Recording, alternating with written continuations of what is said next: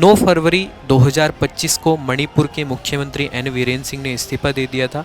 इसके बाद 13 फरवरी 2025 को वहां पर राष्ट्रपति शासन लगा दिया गया था। इस बैठक में घोषणा की गई कि 8 मार्च से सभी रास्ते खोल दिए जाएंगे मणिपुर के। 8 मार्च के बाद यहां पर धीरे धीरे चीजें सही होती चली जाएंगी, अर्थात जो भी बाधा डालेगा, ठीक है, चाहे कोई भी जनजाति हो, उसके खिलाफ एक्शन लिया जाएगा। देखो यहाँ पर हिंसा क्यों हुई थी, क्योंकि जो मेती जनजाति है इसको एसटी का दर्जा देने की मांग यहाँ पर लगातार की जा रही थी।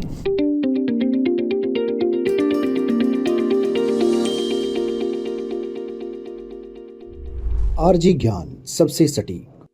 जय हिंद, मैं अमित जिंदल आप सभी का स्वागत करता हूँ आपके अपने परिवार आरजी ज्ञान में। आज हम जानेंगे गृह मंत्री अमित शाह ने जो घोषणा की है कि 8 मार्च के बाद मणिपुर में कोई भी कहीं भी आ जा सकता है। जानेंगे पूरा मामला क्या है, मणिपुर को लेकर क्या अच्छी चीजें आ रही हैं, इसके ऊपर भी हम बात करेंगे। चैनल पर नए हैं तो चैनल को जरूर सब्सक्राइब करेंगे, लास्ट तक वीडियो को आपको जरूर देखना है। 9 फरवरी 2025 को मणिपुर के मुख्यमंत्री एन वीरेंद्र सिंह ने इस्तीफा दे दिया था। इसके बाद 13 फरवरी 2025 को वहां पर राष्ट्रपति शासन लगा दिया गया था। इसके बाद वहां पर 20 फरवरी को वहाँ के जो राज्यपाल हैं अजय कुमार भल्ला, उन्होंने घोषणा की थी वहाँ के नागरिकों से और स्पेशल जो जनजाति वहाँ पर है जो इस हिंसा को वहाँ पर बढ़ा रही है, जैसे मैतई है और जो कुकी जनजाति है, उनको बोला था कि आपने जो हमारे सुरक्षा कर्मी हैं इनके जो हथियार आपने लूटे हैं उनको वापस आपको करना होगा, और हमने आपको 7 दिन का समय दिया है। और ऑपरेशन ऑल आउट वहाँ पर चलाया गया। उसके तहत लगभग 6000 हथियार जो हैं हमारे सुरक्षा कर्मियों के वहाँ की जनजातियों ने लूट लिए थे। उनको लेकर भी हम बात करेंगे, उनको वापस उन्होंने किया या नहीं किया, और ये जो ऑपरेशन ऑल आउट चलाया गया क्या यह सफल रहा या नहीं रहा। सबसे पहले हम बात कर लेते हैं जो अभी बैठक हुई है, गृह मंत्री अमित शाह ने जो बैठक की है उसको लेकर हम सबसे पहले बात करेंगे। अभी प्यारे भाई जो बैठक आयोजित की गई, इस बैठक में घोषणा की गई कि 8 मार्च से सभी रास्ते खोल दिए जाएंगे मणिपुर के, और वहां पर जो नशे के नेटवर्क हैं उनको भी ध्वस्त कर दिया जाएगा। इस बैठक में कौन कौन शामिल हुए? इस बैठक में बड़े अधिकारी शामिल हुए, जैसे राज्यपाल अजय कुमार भल्ला, केंद्रीय गृह सचिव गोविंद मोहन, खुफिया ब्यूरो के निदेशक तपन डेका, और यहाँ पर उप सेना प्रमुख, सेना की पूर्वी कमान के कमांडर शामिल हुए। ठीक है, और बाकी मैंने आपको बता ही दिया है कि 13 फरवरी को यहाँ पर राष्ट्रपति शासन लगा दिया गया था। तो ये सब लोग इस बैठक में शामिल हुए, और इस बैठक में निर्णय यही लिया गया कि भाई 8 मार्च के बाद यहाँ पर धीरे धीरे चीजें सही होती चली जाएंगी, अर्थात जो भी बाधा डालेगा, ठीक है, चाहे कोई भी जनजाति हो, उसके खिलाफ एक्शन लिया जाएगा, और सख्त निर्देश गृह मंत्री के द्वारा यहाँ पर दिए गए। ये तो अच्छी बात है भाई, मणिपुर के लिए काफी अच्छी न्यूज है ये मणिपुर के लिए। अब बाकी मैं आपको सभी चीजें और बताऊंगा कि हथियारों को लेकर इन्होंने क्या कहा और किस तरीके से वहां पर जो है भाई विरोध प्रदर्शन किया जा रहा था। लगातार मणिपुर की जो जनता है इसको लेकर बहुत ज्यादा परेशान थी, और वहां पर राष्ट्रपति शासन लगा दिया गया। क्या राष्ट्रपति शासन वहां पर सही रहेगा? देखो यहाँ पर हिंसा क्यों हुई थी, क्योंकि जो मेती जनजाति है इसको एसटी का दर्जा देने की मांग यहाँ पर लगातार की जा रही थी, लेकिन जो पर्वतीय जनजाति है वो विरोध इसका कर रही थी, जैसे नागा और कुकी। और वहां पर 2023 में इसको लेकर हिंसा हो गई थी, और बड़े स्तर पर हिंसा हुई, काफी लोग इसमें मारे गए, और तब से यहाँ पर लगातार जो है यहाँ के हालात खराब होते जा रहे हैं। देखो आप देख सकते हो यहाँ पर लिखा हुआ है, जब मई 2023 में मेती समुदाय को अनुसूचित जनजाति एसटी का दर्जा देने की मांग के विरोध में पर्वतीय जिलों में आदिवासी एकजुटता मार्च का आयोजन किया गया। मतलब जो पर्वतीय थे वो लोग एक हो गए थे, तो इसको लेकर वहां पर हिंसा लगातार तब से चली आ रही थी। और प्यारे भाई फिर ये हिंसा बढ़ती चली गई, और हिंसा बढ़ती चली गई तो फिर वहां पर जो है वहां के मुख्यमंत्री ने अपने पद से इस्तीफा दिया, और यहाँ पर प्यारे भाई राष्ट्रपति शासन लगा दिया गया। ये मैंने आपको इस वीडियो में बता दिया है शुरुआत में ही। और दूसरा, अब देखो हम यहाँ की बात कर लेते हैं कि सुरक्षा की स्थिति का जायजा वहाँ पर लेने की बात कही है गृह मंत्री ने, कि सूत्रों ने कहा है कि गृह मंत्री ने मणिपुर में सुरक्षा स्थिति का जायजा लिया। ठीक है, उन्होंने वहाँ का जायजा लिया, और उन्होंने राज्य में कानून व्यवस्था की समग्र स्थिति पर विस्तृत जानकारी दी।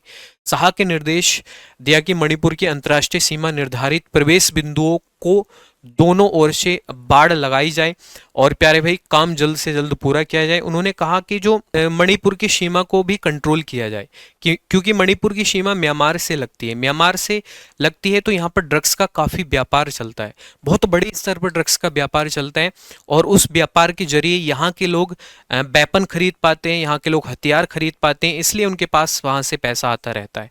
तो इसको लेकर भी इन्होंने चिंता जाहिर की है कि भाई यहाँ की सीमा को सुरक्षा दी जाए, कोई भी अगर ऐसा कार्य होता है उस पर रोक लगाई जाए, यहाँ के सुरक्षा कर्मियों को ये बात इन्होंने बोली है। अब इसके बाद देखो, मैंने आपको एक चीज़ और बताई थी शुरुआत में, मैंने आपको बताया था कि यहाँ पर जो ऑपरेशन ऑल आउट चलाया गया था उसके तहत कुछ वेपन यहाँ पर लोगों ने जमा भी किए और लगभग अभी 4800 वेपन ऐसे हैं जो यहाँ पर अभी जमा नहीं किए गए।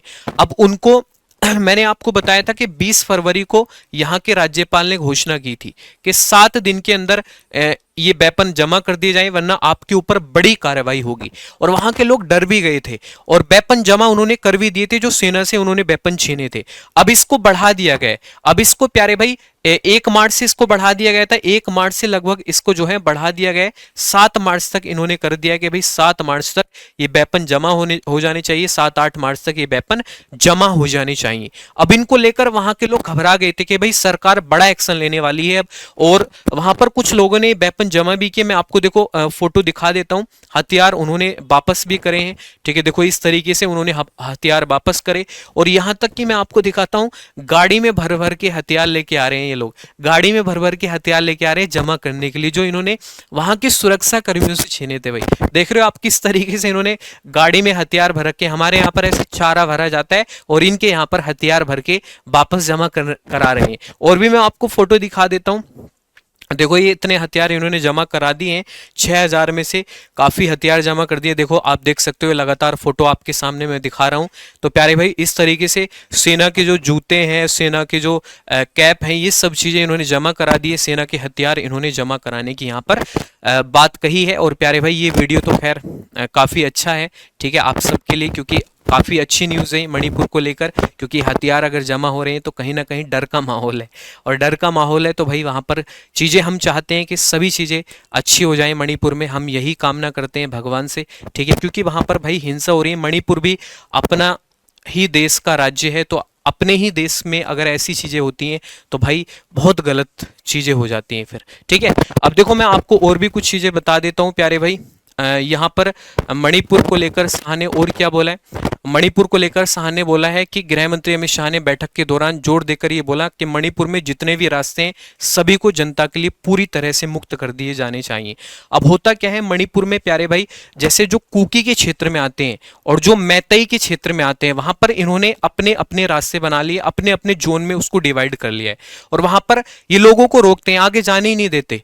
वहां पर पूरा जो है बैरिकेडिंग इनके द्वारा लगा दी जाती है, अलग अलग जनजाति के लोग, अलग अलग इनके जोन होते हैं, मतलब वहां का पूरा एरिया इन्होंने इस तरीके से बना लिया है कि जैसे इनका खुद का जो है राज्य हो, खुद का ये अपना अलग अस्तित्व बनाना चाहते हैं, ठीक है, यही तो मांग कर रहे हैं कि अपना अलग अस्तित्व हो इनका। तो भाई ये तो गलत चीजें हैं, क्योंकि हमारा देश भारत है, और भारत चाहे उत्तर से दक्षिण, पूरब से पश्चिम, पूरा भारत एक साथ खड़ा हो जाता है अगर भारत के किसी भी राज्य में इस तरीके की चीजें होती हैं। तो हम यही उम्मीद करते हैं कि मणिपुर की स्थिति भाई जल्दी से जल्दी ठीक हो। और ये थोड़ी सी एक जानकारी थी जो मैंने आपको बताई। अगर आपको ये वीडियो पसंद आई है तो कमेंट करके जरूर बताएं। चैनल पर नए हैं तो प्यारे भाई चैनल को जरूर सब्सक्राइब करेंगे। अब इसी के साथ हमारा ये वीडियो यहीं पर समाप्त होता है। अगर कोई ऐसी जानकारी आती है तो हम सबसे पहले आपको बताएंगे। तब तक के लिए जय हिंद, जय भारत, ओके भाई, ध्यान रखिए सभी।